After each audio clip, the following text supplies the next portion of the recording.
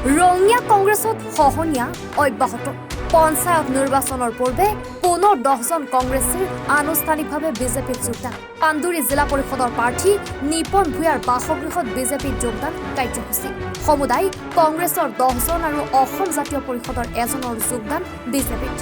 যোগদান কৰাসকলৰ অসম জাতীয় পৰিষদৰ বলেন কুমাৰ ৰাজবংশী আৰু কংগ্ৰেছৰ নিৰ্মল পালে আগন্তুক পঞ্চায়ত নিৰ্বাচনৰ বাবে নিজৰ প্ৰাৰ্থিত্ব প্ৰত্যাহাৰ কৰে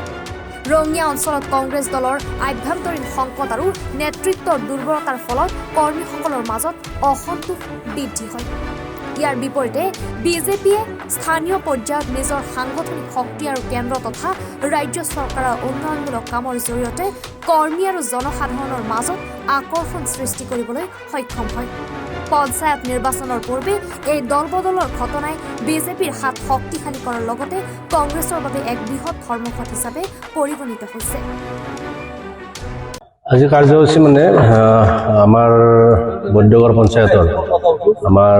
মণ্ডল কংগ্ৰেছৰ যিখিনি আমাৰ স্থানীয় বিষয়ববীয়া আছিল তেখেতসকলে আমাৰ লগত যোগাযোগ কৰি আমাৰ চৰকাৰৰ প্ৰতি তেখেতসকলে আনুগত্য প্ৰকাশ কৰি আমাৰ মানৱৰ বিধায়ক ভৱেশ কলিতা ডাঙৰীয়াৰ কাম কাৰ্যক সমৰ্থন দি আমাৰ মাননীয় দিলীপ শইকীয়া দেৱৰ আমাৰ সুন্দৰভাৱে যিটো দল পৰিচালনা তেখেতসকলৰ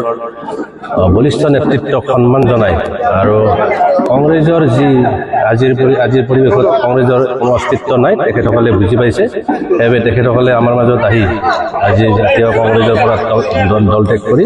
আমাৰ ভাৰতীয় জনতা পাৰ্টীত যোগদান কৰিছে এগৰাকী অসম জাতীয় পৰিষদৰ যুৱ নেতাও আছিল তেখেতো আমাৰ মাজত আহিছে তেখেতৰ নাম হ'ল বলেন কুমাৰ ৰাজবংশী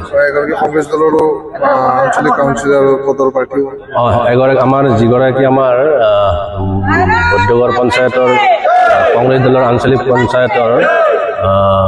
মেম্বাৰজন আছিল সদস্যজন আছিল তেখেতেও পদত্যাগ কৰিছে তেখেতে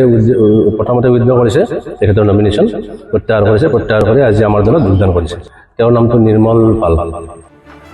ৰঙিয়াৰ পৰা শামছুল হকৰ ৰিপৰ্ট এনি ভাৰত 24